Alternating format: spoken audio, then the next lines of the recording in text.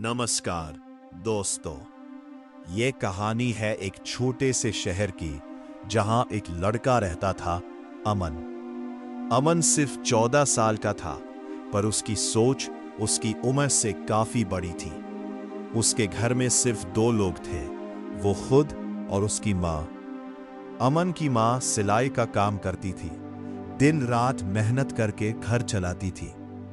अमन अक्सर उन्हें रात को देर तक जागते हुए देखता, उनकी थाकी हुई आंखों को महसूस करता, और तभी वो मन ही मन एक सपना देखता। एक दिन मैं अपनी मां को सब खुशियां दूंगा।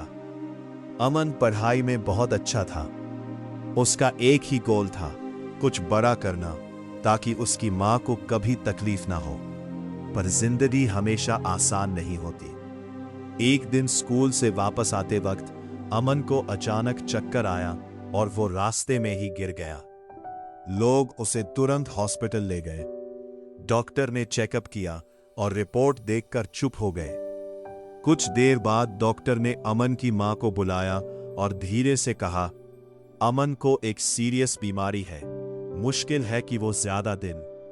इतना सुनते ही उसकी मां की दुनिया हिल गई, पर अमन को कुछ नहीं बताया गया। वो हॉस्पिटल के बेड पर पड़ा था, फिर भी मुस्कुरा रहा था। उसने मां से पूछा, मां, मैं जल्दी ठीक हो जाऊंगा ना? मां ने आंसुओं को छुपाते हुए कहा, हां बेटा, बिल्कुल ठीक हो जाओगे। दिन बीतने लगे। अमन धीरे धीरे कमजोर होता गया और उसके सपने अभी भी जिंदा थे। एक दिन उसने अपनी मां से कहा, मां, अगर मैं बड़ा होता तो सबसे पहले तुम्हें एक बड़ा घर दिलाता, तुम्हें कभी काम नहीं करने देता। यह सुनकर मां के आंसू रुक नहीं पाए, पर अमन के सामने वो फिर भी मुस्कुरा दी। एक रात अमन ने अपनी मां का हाथ पकड़ा और धीरे से बोला, मां, अगर मैं कभी ना रहूं तो आप रोना मत।